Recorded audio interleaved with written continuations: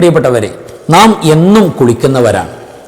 എന്നും സോപ്പ് തേച്ച് കുളിക്കുന്ന ആളുകൾ നമുക്കെല്ലാം ഇഷ്ടമാണത്.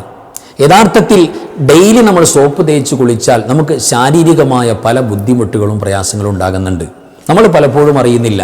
പലപ്പോഴും നമ്മൾ ഏറ്റവും കൂടുതൽ സൗന്ദര്യം ശ്രദ്ധിക്കുന്നൊരു ഭാഗമാണ് നമ്മുടെ മുടിയുടെ ഭാഗം. അവിടെയും ഡെയിലി സോപ്പ് തേക്കുന്നവർക്ക് പല പ്രശ്നങ്ങളും ഉണ്ടാകുന്നുണ്ട്. മാത്രമല്ല, ഏത് സോപ്പാണ് ഏറ്റവും നല്ലത്, ഉപയോഗിക്കാൻ നല്ലത് ഏത് സോപ്പാണ് പലർക്കും അറിയില്ല. ഈ വിഷയങ്ങളുമായി ബന്ധപ്പെട്ടാണ് ഇന്നത്തെ ക്ലാസ്സിൽ നമ്മൾ സംസാരിക്കുന്നത്.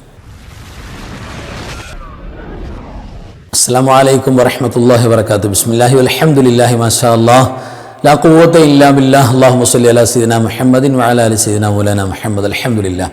ഇരുലോക ആഫിയത്തും ബറക്കത്തും നമുക്കെല്ലാം അല്ലാഹു പ്രദാനം ചെയ്യട്ടെ. പ്രത്യേകിച്ച് നമ്മുടെ ക്ലാസ് മുടങ്ങാതെ കേൾക്കുന്നവർ, പല സ്ഥലങ്ങളിലും പല സന്ദർഭങ്ങളിലും ദുആ ചെയ്യാൻ വേണ്ടി പ്രത്യേകം പറഞ്ഞിട്ടുള്ളവർ, നമ്മുടെ ക്ലാസ് മറ്റുള്ളവർക്ക് ഷെയർ ചെയ്ത് കൊടുക്കുന്നവർ, എല്ലാവർക്കും അല്ലാഹു ഇരുലോക സന്തോഷവും റാഹത്തും പ്രദാനം ചെയ്യട്ടെ. നമ്മുടെ എല്ലാ പ്രയാസങ്ങളും അല്ലാഹു മാറ്റട്ടെ.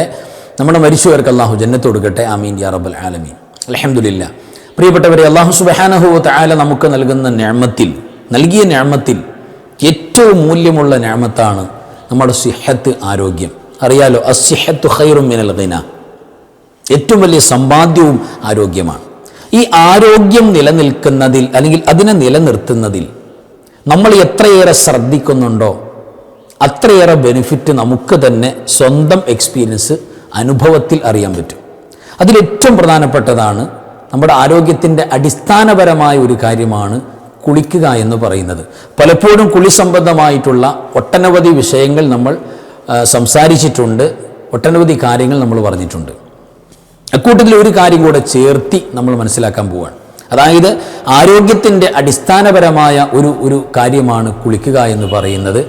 ആ കുളിയുടെ ഇമാം ഷാഫി റളിയല്ലാഹു തആല അൻഹുവിൻ്റെയൊക്കെ ഉദ്ധരണി കടമെടുത്ത് പറഞ്ഞാൽ, ഇമാം ഗസാലി റഹ്മഹുല്ലാഹ് തങ്ങളുടെ ഇഹ്യായിൽ നിന്ന് കടമെടുത്തൊക്കെ പറഞ്ഞാൽ, കുളിയുടെ എണ്ണം വർദ്ധിപ്പിക്കുക എന്ന് പറയുന്നത് യഥാർത്ഥത്തിൽ ആരോഗ്യം വർദ്ധിക്കാനൊരു പ്രധാനപ്പെട്ട സബബാണെന്നാണ്. കുളിയുടെ എണ്ണം, അതായത് നിർബന്ധമായി ഫറലായി നമ്മൾ കുളിക്കേണ്ട ചില സാഹചര്യങ്ങളുണ്ടല്ലോ, നമുക്കറിയാം. കുളി നിർബന്ധമാകുന്ന കാര്യങ്ങൾ, അത്തരം സാഹചര്യങ്ങളിലുള്ള കുളിയല്ല, അല്ലാതെയുള്ള കുളി വർധനവ്, അത് തീർച്ചയായിട്ടും ആരോഗ്യം കൂട്ടുമെന്നാണ്. പ്രത്യേകിച്ച് ഇപ്പോൾ ഈ ചൂട് സീസണിൽ ശരീരം കൂടുതൽ വിയർക്കാൻ കാരണമാകും. അങ്ങനെയുള്ള സന്ദർഭങ്ങളിൽ നമ്മൾ ഈ കുളിക്കുമ്പോൾ അല്ലെങ്കിൽ കുളിയുടെ വർധനവ് ഉണ്ടാകുമ്പോൾ തീർച്ചയായിട്ടും നമ്മൾക്ക് കൂടുതൽ ഹെൽത്തി ആയിട്ട് അത് ബെനിഫിറ്റ് നമുക്ക് നൽകുന്ന കാര്യമാണ്. പ്രത്യേകിച്ച് പരിശുദ്ധമായ ദീനുൽ ഇസ്ലാം പറയുന്നത് കേവലം കുളി എന്ന് പറയപ്പെടാൻ പറ്റുന്ന ഒരു മിനിമം യോഗ്യത എന്ന് പറയുന്നത് സയലാനുൽ മാഇ അലാ ജമീഇൽ ബദനി, ശരീരം മുഴുവൻ കുളിക്കുക എന്ന് പറയുന്ന നിയ്യത്തോടുകൂടെ തന്നെ. ഇപ്പോൾ എല്ലാം ഫർളായ കുളിയാകില്ല, സുന്നത്തായ കുളി. ഇപ്പോൾ ശരീരം നമ്മൾ വിയർക്കുന്ന ഒരു സമയത്ത് ശരീരം തകയ്യുറായി വിയർത്തു, അതിൻ്റെ ദുർഗന്ധങ്ങൾ വന്നു, അല്ലെങ്കിൽ യാത്രയൊക്കെ ചെയ്ത് ശരീരത്താകെ അഴുക്കുകളും പൊടികളൊക്കെ ആയി, ഇനി അത് ശുദ്ധീകരിക്കാൻ വേണ്ടിയിട്ടൊരു കുളിയുണ്ട്, അതും സുന്നത്താണ്. ശരീരത്തിൻ്റെ അഴുക്കിൽ നിന്നും മോചനം കൊടുക്കുക.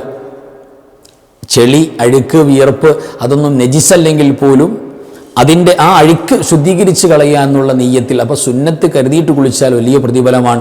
ശരീരത്ത് വെള്ളം എത്തേടുന്നിടത്തെല്ലാം അള്ളാഹു മഗ്ഫിറത്ത്, പാപമോചനം നൽകുന്ന പുണ്യമായ കർമ്മമാണ്. കുളി കഴിഞ്ഞിട്ട് അല്ലാഹുമ്മ ജഅൽനി മിനത്ത് തവ്വാബീൻ എന്ന് പറയുന്ന ഉളൂവിന് ശേഷമുള്ള ദുആ വലിയ പാപമോചനമാണ്. എല്ലാ ബെനിഫിറ്റിൻ്റെ കൂടെ കിട്ടുന്നുണ്ട്. അക്കൂട്ടത്തിൽ കുളിക്കുന്നതിൽ പ്രധാനപ്പെട്ട സുന്നത്താണ് ദൽകുൽ അള, ശരീരം ഉരച്ച് തേച്ചൊരയ്ക്കുക എന്ന് പറയും. തേച്ചൊരയ്ക്കുക എന്ന് പറഞ്ഞാൽ വലിയ ചകിരിയും മറ്റേ നമ്മൾ സാധാരണ പ്ലാസ്റ്റിക്കിൻ്റെ ശരീരം ഉരയ്ക്കാൻ ഉപയോഗിക്കുന്ന അത് വേണമെന്ന് തന്നെ ഇല്ല, അത് വേണമെന്ന് നിർബന്ധമല്ല. പക്ഷേ നമ്മൾ ശരീരത്തിൻ്റെ വെള്ളം ഒഴിക്കുന്ന ഭാഗത്ത് ശരീരം കൈകൊണ്ടാണെങ്കിലും ഒന്ന് ഉരച്ചു കൊടുക്കണം. അപ്പോൾ ശരിക്കും പറഞ്ഞാൽ ഉരച്ചു കുളിക്കുന്നതിൽ നമ്മുടെ ശരീരത്തിൻ്റെ രോമകൂപങ്ങൾ, സുഷിരങ്ങളൊക്കെ തുറക്കും, നമ്മൾ ഒന്നുകൂടെ ഉഷാറാകും. അവിടുത്തെ പ്രത്യേകിച്ച് വിയർപ്പിൻ്റെ ആ ഒരു സുഷിരങ്ങളെല്ലാം അടഞ്ഞിരിക്കുന്നതൊക്കെ ഒന്ന് റിലീസാകും. അതൊക്കെ ഭയങ്കര ആരോഗ്യപരമായ ഗുണങ്ങൾ കിട്ടുന്നതാണ്.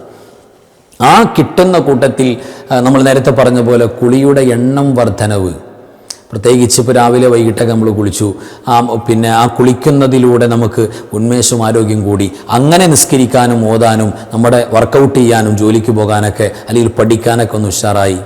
ഇതൊക്കെ ഇതിലൂടെ കിട്ടുന്നതാണ്. അത് കൂടാതെ പ്രിയപ്പെട്ടവരെ, നമ്മൾ ആരോഗ്യപരമായ എല്ലാ നേട്ടങ്ങളും ആഗ്രഹിച്ച്, വൃത്തി ആഗ്രഹിച്ച്, ഭംഗി ആഗ്രഹിച്ച് കുളിക്കുന്ന ഈ കുളി പലപ്പോഴും അപകടകരമായി വരുന്നൊരു മേഖല ഒന്ന് ടച്ച് ചെയ്യാണ്.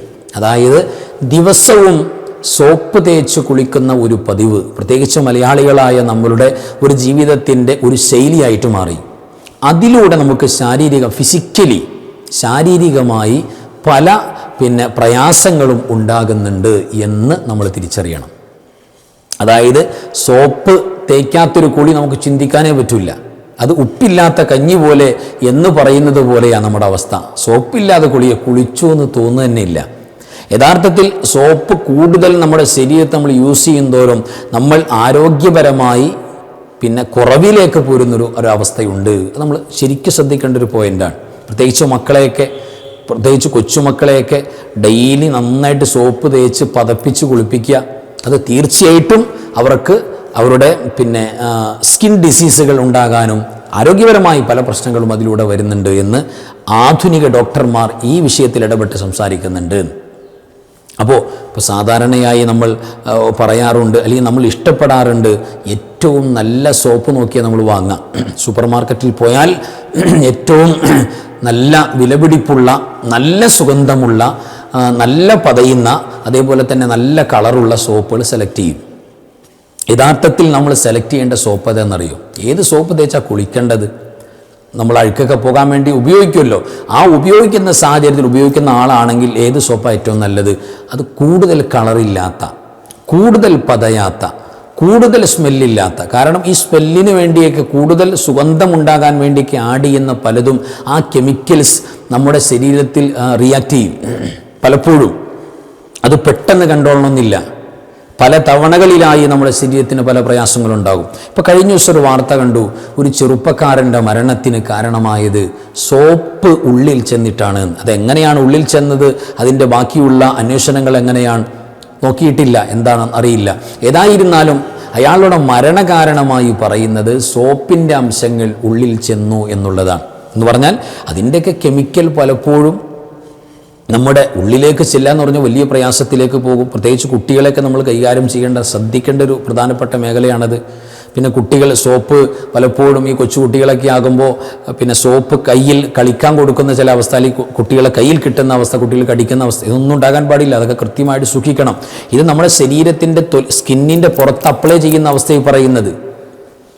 ഏതൊരു സംഗതിയാണെങ്കിലും നമ്മുടെ സ്കിന്നിൻ്റെ പുറത്തൊന്ന് അപ്ലൈ ചെയ്താൽ അതിൻ്റെ ഗുണദോഷങ്ങൾ ഉള്ളിലേക്ക് അത് വലിച്ചെടുക്കും. അത് ഉറപ്പാണ്, തീർച്ചയായിട്ടും ഉണ്ടാകും. അതുകൊണ്ടാണല്ലോ നമ്മൾ ഈ വിക്സൊക്കെ ചില സ്ഥലത്ത് ഈ വേദനയൊക്കെ ഉണ്ടാകുമ്പോൾ നമ്മൾ ചില പെയിൻ കില്ലറുകൾ തേക്കുമല്ലോ, ചില ഓയിൽമെൻറ്റൊക്കെ തേക്കുമ്പോൾ തീർച്ചയായിട്ടും അതിൻ്റെ ഫലം ഉള്ളിലേക്ക് കാണും.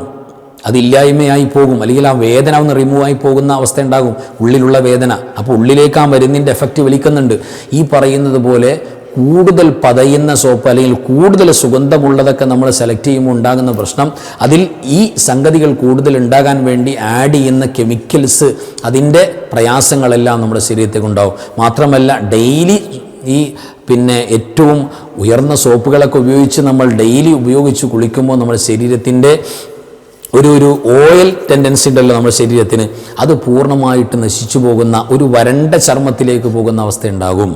അങ്ങനെ പല പ്രശ്നങ്ങളും പ്രിയപ്പെട്ടവരെ ഈ വിഷയവുമായി ബന്ധപ്പെട്ട് പലപ്പോഴും ഉണ്ടാകുന്നുണ്ട് എന്നാണ് മനസ്സിലാകുന്നത്. ഇപ്പോൾ ഈ ഗ്ലിസറിൻ കൂടുതലുള്ള കുട്ടികളുടെയൊക്കെ സോപ്പിൽ അങ്ങനെ ഉണ്ടാവും. ഗ്ലിസറിൻ ഉള്ള സോപ്പുകൾ അത് തീർച്ചയായിട്ടും കുട്ടികൾക്ക് മാത്രമല്ല മുതിർന്ന ആളുകൾക്കും നല്ലതാണ്. അപ്പോൾ നമുക്ക് ഏറ്റവും നല്ലത് ഒരുപാട് പതയാത്ത, അതേപോലെ തന്നെ സുഗന്ധം ഒരുപാടൊന്നും കൂടുതലില്ലാത്ത, അതേപോലെ തന്നെ ഒരുപാട് കളറുകളില്ലാത്ത, ഇപ്പോൾ ഹോം മെയ്ഡ് സോപ്പുകളാണെങ്കിൽ ഏറ്റവും നല്ല, നമ്മൾ തന്നെ വീട്ടിൽ തയ്യാറാക്കുന്ന സോപ്പുകൾ. അങ്ങനെയൊക്കെ ചില സഹോദരിമാർ, ഇപ്പോൾ നമ്മുടെയൊക്കെ വീട്ടിൽ നമ്മൾ സോപ്പ് തയ്യാറാക്കുക എന്ന് പറഞ്ഞാൽ നമുക്ക് നമ്മുടെ സ്വന്തം ആവശ്യത്തിന് വേണ്ടി നമ്മുടെ സെൽഫ് യൂസിന് വേണ്ടിയിട്ട് നമ്മൾ ഉപയോഗിക്കാറുണ്ട്. അപ്പോൾ തീർച്ചയായിട്ടും പ്രിയപ്പെട്ടവരെ, ഞാൻ പറയുന്ന എല്ലാവരും അങ്ങനെ ആകണമെന്നല്ല, പരമാവധി ശ്രദ്ധിച്ചു വേണം ഈ വിഷയം കൈകാര്യം ചെയ്യാൻ. ദിവസവും സോപ്പ് തേച്ച് കുളിക്കുന്നൊരവസ്ഥ നമുക്ക് നിർബന്ധമായ സാഹചര്യം വരുന്നില്ല. പിന്നെ നിർബന്ധമായിട്ട് നമ്മൾ ദിവസവും സോപ്പ് യൂസ് ചെയ്യേണ്ട ചില ഭാഗങ്ങൾ വരുന്നുണ്ട്.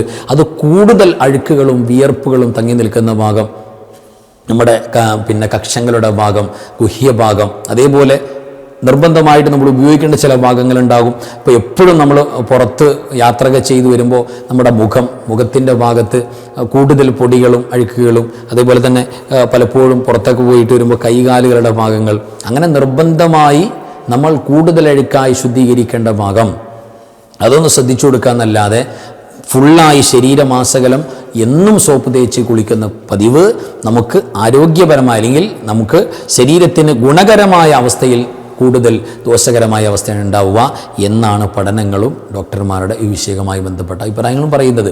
പ്രത്യേകിച്ച് ഈ തലയിൽ നമ്മൾ കൂടുതൽ സോപ്പ് ഇങ്ങനെ, കുട്ടികളൊക്കെ അങ്ങനെയൊക്കെയാണ്, കൂടുതൽ ഇങ്ങനെ പതപ്പിച്ചിട്ട്, നന്നായിട്ട് പതപ്പിച്ചിട്ട് ഇങ്ങനെ കൂടുതൽ അഴുക്ക് പോകാനൊക്കെ ആഗ്രഹിച്ച് അങ്ങനെ ചെയ്യുന്നവരാണ്. പക്ഷെ അതെല്ലാം നമ്മുടെ മുടിയുടെ ആരോഗ്യത്തിന് വലിയ ദൂഷ്യം ചെയ്യുന്നതാണ്. പ്രത്യേകിച്ച് താരൻ്റെ പ്രശ്നമുള്ള ആളുകൾ സോപ്പ് മുഴുവനായിട്ട് ഉപേക്ഷിക്കുകയാണെങ്കിൽ ആ പ്രശ്നം ഒരു പരിധിവരെ കുറഞ്ഞു കിട്ടും.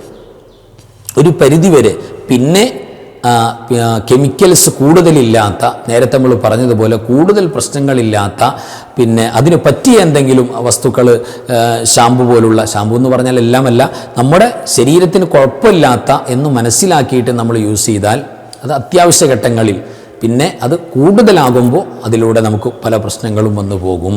മുടിയുടെ ആരോഗ്യത്തിനും അത് ആരോഗ്യക്കുറവാണ്. അതൊക്കെ ശ്രദ്ധിച്ചു കൊടുക്കുക. അപ്പോൾ ഈ വിഷയവുമായി ബന്ധപ്പെട്ട് പ്രിയപ്പെട്ടവരെ, നിർബന്ധമായി നമ്മൾ അറിഞ്ഞിരിക്കേണ്ട പ്രധാനപ്പെട്ട കാര്യങ്ങൾ നമ്മൾ അറിയണം, മറ്റുള്ളവർക്ക് അത് തീർച്ചയായിട്ടും ഷെയർ ചെയ്ത് കൊടുക്കണം. ആ കുളി നമ്മുടെ ആരോഗ്യത്തിൻ്റെ ഭാഗമാണ്. കുളി എന്ന് പറയുന്നത് നമ്മുടെ ദുനിയാവിൻ്റെയും ആഖിറത്തിൻ്റെയും നന്മ തന്നെയാണ്. ദുനിയാവിൽ ആരോഗ്യപരമായ ഗുണങ്ങൾ കിട്ടും, ആഖിറത്തിൽ പാപമോചനം കിട്ടും. നിയ്യത്ത് വേണമെന്ന് മാത്രം. ശരീരത്തെ നന്നായിട്ട് വിയർത്തു, അല്ലാഹുവേ ഞാൻ എൻ്റെ ശരീരം ശുദ്ധീകരിക്കാൻ വേണ്ടി ഉദ്ദേശിക്കുകയാണല്ലോ. ശുദ്ധി, ഇന്നല്ലാഹ യുഹിബ്ബു തവ്വാബീൻ വയുഹിബ്ബുൽ മുത്തതഹിരീൻ. ശുദ്ധിയുള്ള ബാഹ്യമായ ആന്തരികമായ ശുദ്ധി അള്ളാഹ്ക്ക് ഇഷ്ടമാണ്, അവരോടാണ് അള്ളാഹ്ക്ക് ഇഷ്ടം. അതുകൊണ്ട് ആ ഒരു ശുദ്ധീകരണം, വൃത്തി ഈമാനിൻ്റെ ഭാഗ, ഞാൻ എൻ്റെ ശരീരം വൃത്തിയാക്കാൻ പോവുകയാണ്. അങ്ങനെ നെയ്യത്ത് വെച്ചു. നമ്മൾ സുന്നത്ത് കരുതിയിട്ട് സുന്നത്തായ കുളി എന്നുള്ള നെയ്യത്തിൽ നമ്മൾ ആ കർമ്മം നിർവഹിച്ചാൽ നമ്മുടെ ശരീരത്തിൽ നിന്നുള്ള പാപങ്ങളെല്ലാം പൊറുക്കപ്പെട്ട് നല്ല ഒരു അവസ്ഥയിലേക്ക് നമുക്ക് മാറാൻ പറ്റും. ഈ വിഷയം കൂടെ നമ്മൾ ചേർത്ത് മനസ്സിലാക്കുക. അല്ലാഹു സുബ്ഹാനഹു വ തആല ആരോഗ്യപരമായ നേട്ടങ്ങൾ, ഗുണങ്ങൾ കിട്ടുന്ന തരത്തിൽ നമ്മുടെ എല്ലാ പ്രവർത്തനങ്ങളും നമുക്ക് കൃത്യമായിട്ട് പാലിക്കാൻ, മരണം വരെ നമ്മുടെ സ്വന്തം കാര്യങ്ങൾ മറ്റൊരാളുടെ ഹെൽപ്പില്ലാതെ തന്നെ മനോഹരമായി ചെയ്ത് റാഹത്തായി ആഫിയത്തോടെ ദീർഘായുസ്സോടെ ജീവിച്ച് അവസാനം ലാ ഇലാഹ ഇല്ലല്ലാഹ് എന്നുറക്കെ പറഞ്ഞ് മുഅ്മിനീങ്ങളെ പോലെ സ്വർഗം കണ്ട് സന്തോഷിച്ച് മരിക്കാൻ നമുക്കൊക്കെ അല്ലാഹു തൗഫീഖ് നൽകട്ടെ. ആമീൻ യാ റബ്ബൽ ആലമീൻ. വ ആഖിറു കലാമി അൽഹംദുലില്ലാഹ്. അസ്സലാമു അലൈക്കും വറഹ്മത്തുള്ളാഹി വബറകാതുഹു.